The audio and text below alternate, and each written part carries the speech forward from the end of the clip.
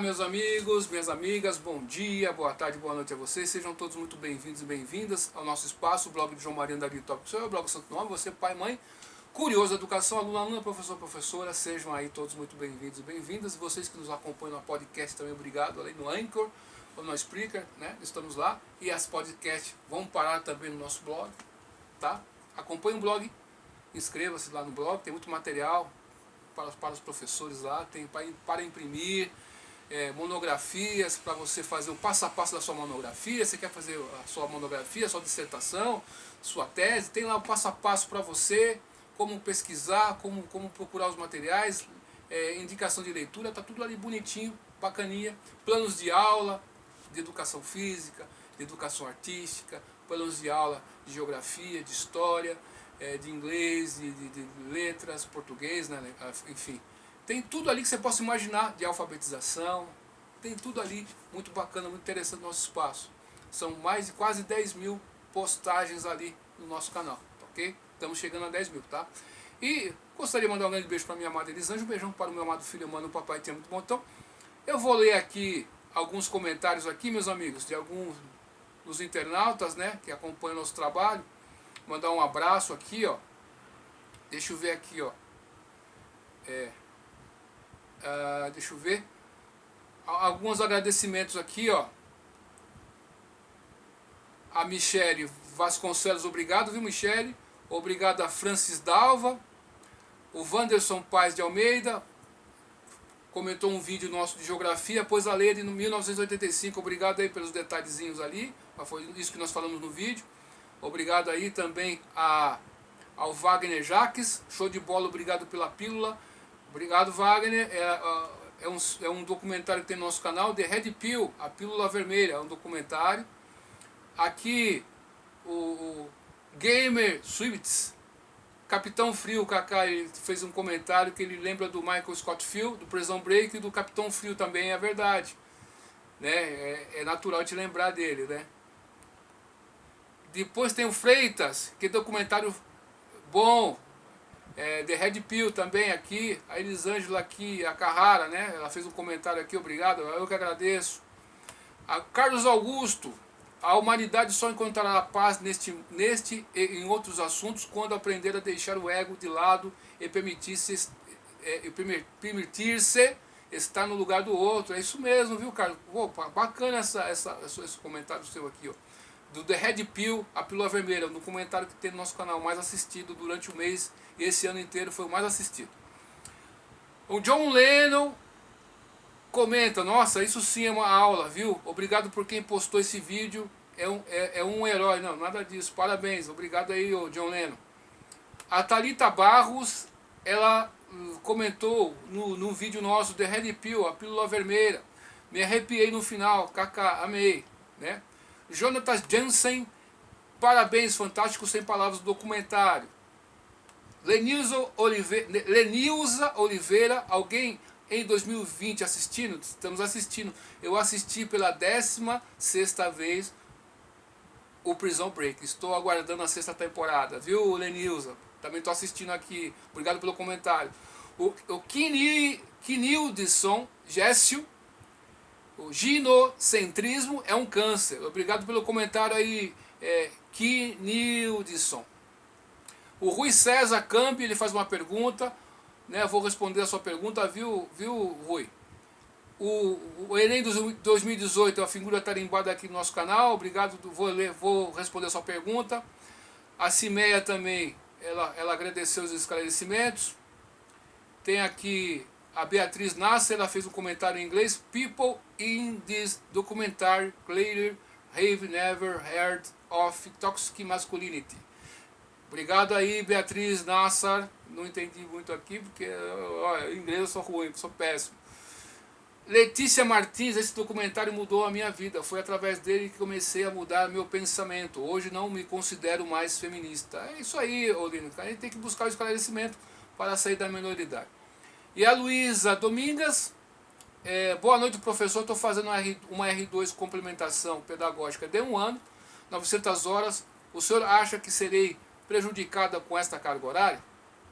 Vamos aí às perguntas aqui. A primeira pergunta aqui, ó, é do Rui César. Hoje é dia 3 de julho de 2020, né, no meu relógio são 15 horas e 44 minutos. O Rui César ele pergunta: oi, João Maria, gostaria da sua opinião, qual área que demanda mais profissional de educação?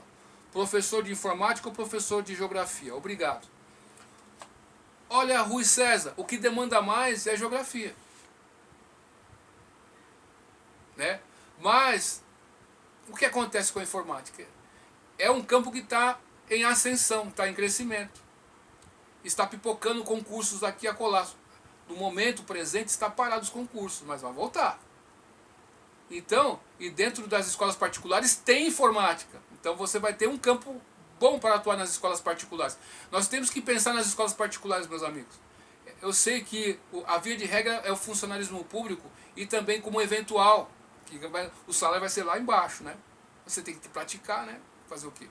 Mas tem que pensar nas escolas particulares. É um campo em crescimento.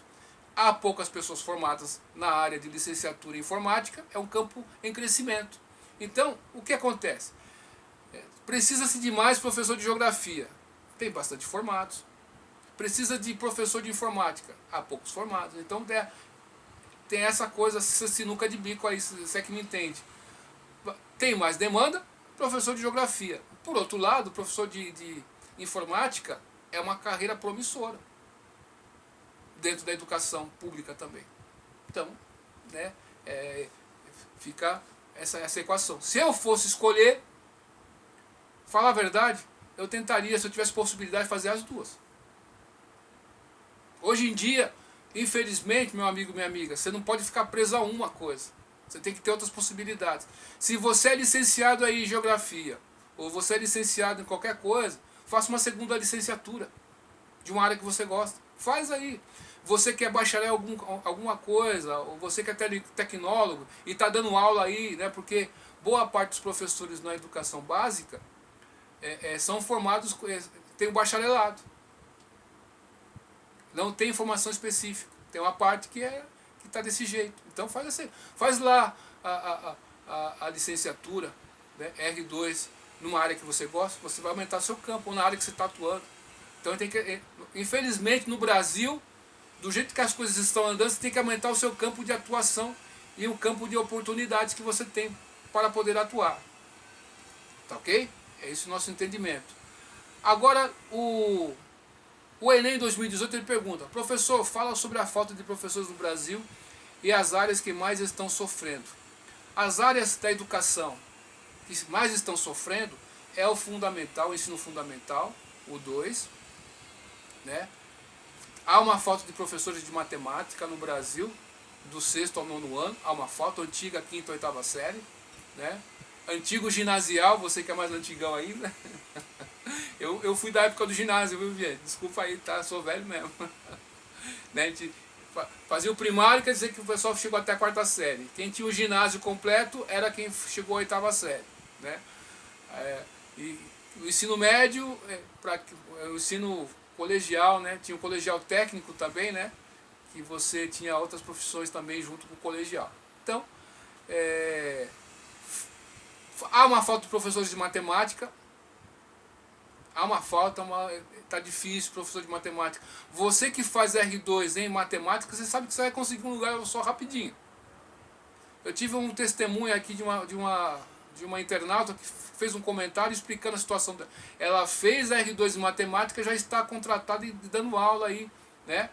Ela, desde o ano passado parece, né? Agora está parado por causa dessa pandemia. Mas enfim, matemática também, viu, o Enem? Também tá faltando professores de matemática. No ensino médio falta muito professor de educação física, de física. E em alguns estados há falta de professores de artes. Depois química, deixa eu ver aqui, eu anotei, né? Química. Há falta de professor de química e língua estrangeira. Então essas são as carências que tem, a princípio, os mais afetados são essa aí. Há falta de professores em várias áreas. Mas o que o Estado faz, meu caro internauta que acompanha o nosso trabalho? Existem muitas ONGs por aí, e fundações que trabalham ali sugando o MEC. Não vou falar o nome delas aqui, porque um dia eu vou fazer um documentário aqui no nosso canal, a gente só que vai lá ficar lá no blog, porque no blog dá para colocar todos os links, todas as coisas, vai ficar uma publicação. Eu vou fazer o vídeo fazendo o anúncio para que você possa ir lá no blog e ver o documentário lá, linkar tudo, meus amigos. O que acontece? Há fundações e ONGs, o que eles fazem? Você não sabe nada disso. Por isso que eu acho que professor, professora, você que estuda aí licenciatura, você que faz R2, não importa o que você está fazendo. Você é professor, está dando aula, ou está se formando, fez R2, fez segunda licenciatura, ou não, ou você é bacharel, está dando aula aí, enfim, pouco importa, você está dando aula. O professor, infelizmente, ele não pode abrir mão de conhecer a politicagem, porque Ludwig von Mises, o professor Olavo de Carvalho tanto fala sobre esse assunto, o Ludwig von Mises, que é da escola austríaca de economia, ele diz o seguinte: há a ignorância ou a estupidez criminosa. Por você ser ignorante sobre um assunto, você se torna criminoso. Você se torna um perigo. E o professor e a professora hoje, infelizmente, a gente vê nas secretarias, a gente vê na diretoria, na coordenação pedagógica, na supervisão, né? O pessoal que é inspetor de educação, inspetora, a gente não vê os mais capacitados. A gente vê aquele pessoal mais político. Você está entendendo onde eu quero chegar? E existem essas fundações, né? Tem muito por aí, muito empresário bilionário aí que tem fundações, né? E tem também institutos aí, ONGs, não governamentais, que ficam ali sangrando, né? As secretarias municipais de educação, as secretarias estaduais de educação e o próprio MEC, com os programas que eles têm. Então eles têm aquele professor lá, essa ONG tem um professor de física, então ele vai cobrir essa defasagem. Então, o que acontece, politicamente falando? Você tem que deixar de ser inocente. Há políticos e políticas que deixam essa falta acontecer para justificar uma demanda. Então aquela ONG acionada, olha, nós estamos precisando de professor de física aqui, você pode dar aula? A ONG começa a dar aula de física para aquela escola. Ou dar um reforço escolar. Muita coisa acontece, meus amigos, dentro da educação, você não tem ideia. O Ministério da Educação é um exército. É tantos funcionários que tem, porque, na real, você não tem ideia do que é aquilo lá. O Exército Brasileiro, deixa eu dar uma pesquisa rápida aqui, ó. O Exército Brasileiro.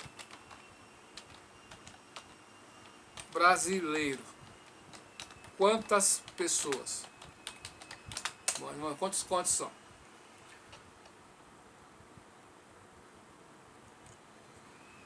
Ó, as Forças Armadas do Brasil, em 2005, né? As Forças Armadas do Brasil 600 mil, 1.600.000 homens. Se eu não me engano, só o MEC tem 600 mil. Ou é 300 mil, não me importa. Vou deixar abaixo do vídeo, vou deixar o link certinho. Então, é muita gente. Tem muito cabide de emprego por ali, meus amigos. Você não sabe. Então, você vê os números que estão investindo na educação, um número absurdo, mas esse dinheiro não chega lá embaixo.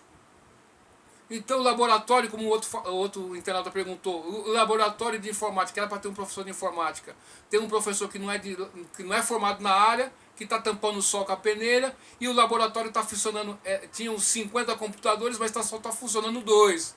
Então não funciona, é só no papel que está funcionando. Então esse dinheiro lá de cima não chega, porque no meio do caminho fica para fundações, fica para ONGs, fica para o departamento tal, o diretor lá, os diretores de escola, o que eles fazem? Infelizmente isso acontece. Vai fazer o SAEB, né? Da educação básica, para tirar uma boa nota, que a escola ganha com aquilo. Se a sua escola tiver uma boa nota, então tem pessoal que frauda aquilo. Aconteceu no Ceará. Lá em Sobral, hein? Aconteceu isso aí, vou deixar abaixo, vou deixar tudo explicadinho aqui, ó. Os links lá. Então o que acontece? A escola vai ganhar dinheiro com aquilo. Só que não vai chegar lá embaixo. Nem para o professor, vai chegar lá para a diretoria, né, meu amigo? Então isso aí acontece, né?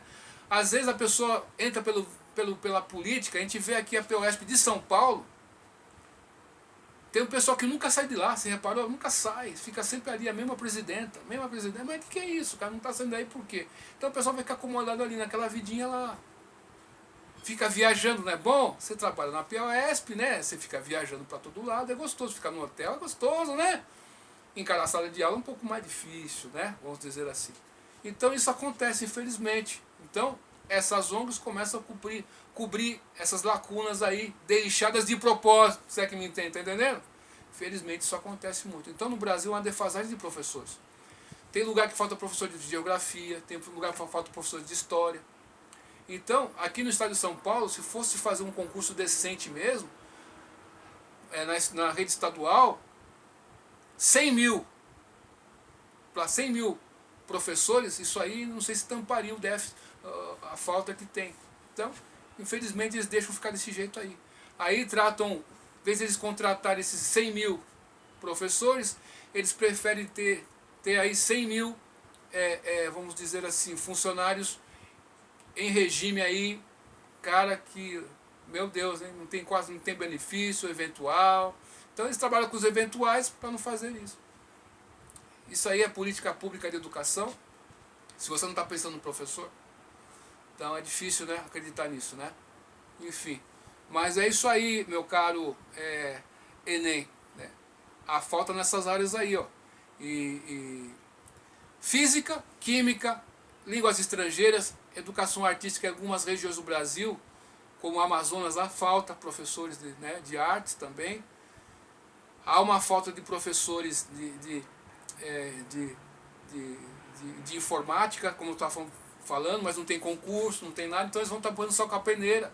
Se for sentar mesmo e ver, vamos ver o que está faltando mesmo, a gente vai ficar assustado. Mas tem uma reportagem aqui do IPED, né, onde o pessoal IPEP, né, parece, eles fazem um dado bem conciso, vou deixar abaixo da postagem. Eu vou publicar esse vídeo, depois que eu publicar, vou colocar nos links, tá? Que está no celular. Agora, respondendo a pergunta da outra internauta aqui, a a Luísa Domingas, a pergunta: boa noite, professor, estou fazendo uma R2 complementação pedagógica de 1 ano, de 900 horas. O senhor acha que serei prejudicado com esta carga horária? Luísa, a gente fez um podcast sobre isso, né? E vamos fazer o vídeo porque outras pessoas podem ter essa dúvida também. Como explicado, é o seguinte: existe no Brasil, quem acompanha nosso trabalho sabe, a legislação de 2015, que vai valer até dezembro de 2021, e tem a legislação de 2019, que é a atual. Na legislação atual, o que acontece? Se você é tecnólogo, de 2015, aliás, se você é tecnólogo ou se você é bacharel, o que vai acontecer? Se você é tecnólogo ou se você é bacharel, você é a mesma área do conhecimento. Se você é tecnólogo em informática, né, ou em física lá, você é bacharel em física. Se você for fazer a licenciatura, é a mesma área. Então, é 1000 horas, correto? Se for área diferente, 1400 horas, beleza? Essa é de 2015. Se você é licenciada, eu não sei, então eu expliquei para você, Luísa, bacharel e tecnólogo. Vamos para a outra parte aí, que é o licenciado. Se você é professor e licenciado, se você vai buscar uma outra licenciatura, a segunda licenciatura, se for a mesma área de conhecimento, 800 horas. Se for a área diferente, 1000 horas, 1200 horas, tá ok? 400 horas a mais. Então você está aí 900 horas em um ano, está dentro aí dessa possibilidade, você não sabe, né? Se for isso aí, porque não se encaixa no primeiro exemplo do tecnólogo e bacharel, porque o mínimo é 1000 e o máximo é 1400, a de 2015. Já entra aqui, essa carga horária entra, você não deu detalhes, né? Por isso que é bom dar detalhes, né? Já entra aqui na segunda licenciatura aqui, ó, segunda licenciatura de 800 a 1200. Então, se for, você tem que ver qual resolução a faculdade que você está fazendo está seguindo. Se é de 2015, que está valendo ainda, ou se é de 2019. Se for de 2019, a carga horária, né, é 700 horas, se não me engano. Vou dar uma lida aqui, ó. Resolução 2 de dezembro de 2019. Acho que dá 700 horas no total, né? Vamos ver aqui certinho, porque aí ainda a informação precisa. Eu ia falar 700 e poucas horas, mas vão dar certinho para você, para não ter erro mesmo. 20 de dezembro de 2019. Pronto, estão baixando aqui o arquivo. Tá abrindo aqui, beleza.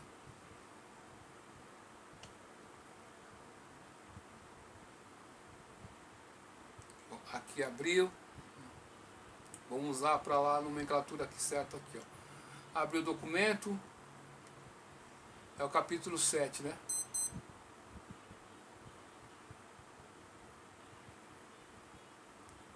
Capítulo 8.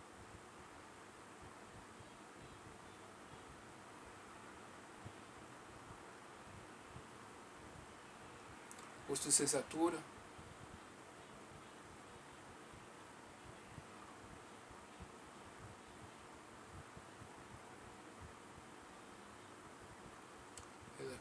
Metodologia, interpretação, compreensão, tal.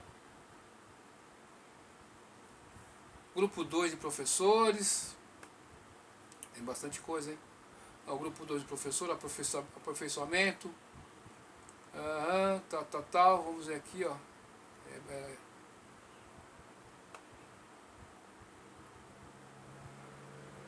800 horas.